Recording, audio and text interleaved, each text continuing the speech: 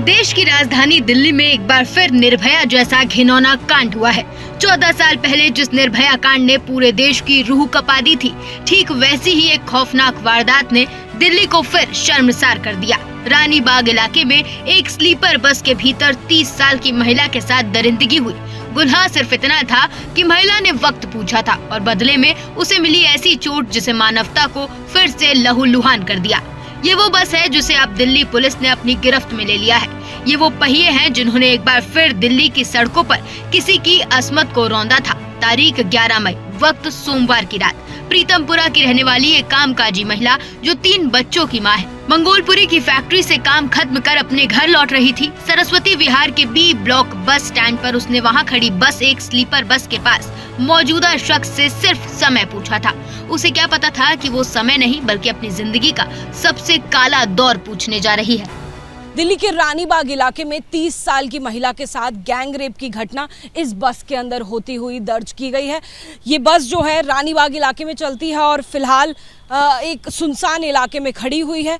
आपको जानकारी के लिए बताएं कि रानी बाग इलाके में सोमवार देर रात को इंसानियत को शर्मसार करने वाली ये वारदात सामने आई। 30 साल की एक महिला का अपहरण चलती हुई इस स्लीपर बस में किया गया। आप देखेंगे ये जो स्लीपर बस है, नीचे भी इसमें बेड्स बने होते हैं और ऊपर भी जो खिड़कियां आपको नजर आती है वहां पर भी बेड्स जैसी सुविधा बनी हुई होती है। लंबे सफर के लिए ऐसी बस इस्तेमाल की जाती हैं। और इसी के साथ में जो 30 साल की महिला है जिसका अपहरण इसी बस में किया गया, उसने आरोप लगाया है कि गैंग रेप इस बस में किया गया। पुलिस ने वारदात पर इस्तेमाल की गई ये जो बस है उसे जब्त कर लिया है और ये पुलिस की कस्टडी में फिलहाल बस है। बस बंद भी है और इसकी फॉरेंसिक जांच भी की जाएगी, जिसके बाद में साफ हो पाएगा कि क्या है पूरा मामला। इस पूरे मामले की जांच और पूछताछ चल रही है। जो पीड़िता है उन्होंने बताया कि इस बस में उनके साथ गैंग रेप किया गया। कई सारे लोग जो हैं इस बस में मौजूद थे।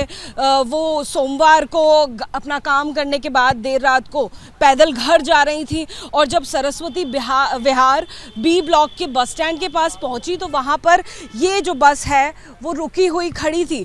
पीड़िता ने बस के जो दरवाजे हैं वहां पर खड़े हुए एक लड़के से टाइम पूछा था जो इस दरवाजे पर खड़ा हुआ था, लेकिन जवाब देने की बजाय जो आरोपी है उसने उसे जबरन बस के अंदर खींच लिया।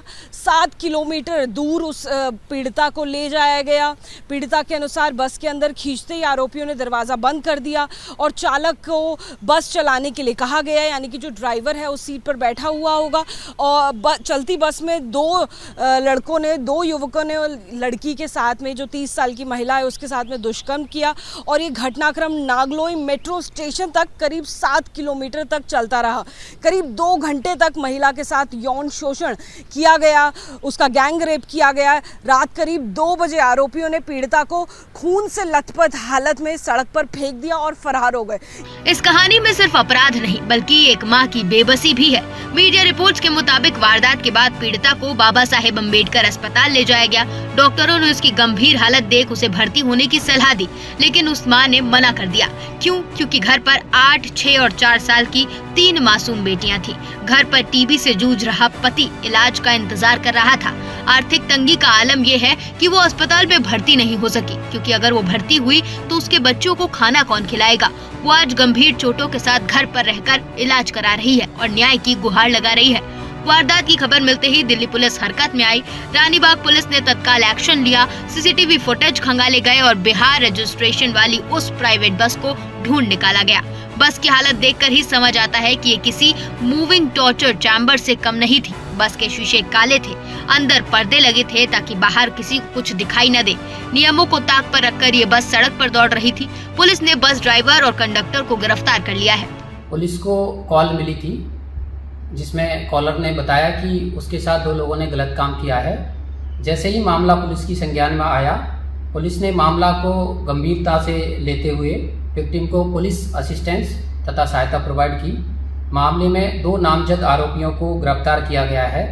आरोपियों के खिलाफ कड़ी से कड़ी कार्रवाई की जा रही है और इसमें किसी को भी बख्शा नहीं जाएगा। साल 2012 16 दिसंबर वो तारीख जिसने कानून बदल दिए, जिसने फांसी के फंदे तक दरिंदों को पहुंचाया, लेकिन 14 साल बाद भी हालात जैसे के तैसे हैं। वही चलती बस, वही रात का सन्नाटा, वही बेखौफ दरिंदे और वही बेबस महिला।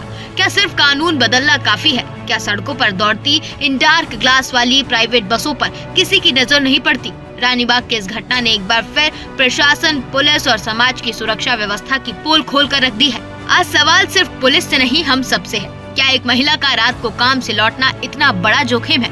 क्या समय पूछना एक अपराध की दावत देना है? आरोपी सलाखों के पीछे है, लेकिन पीड़िता को जो जख्म मिले हैं वो शायद ही जिंदगी भर पाए।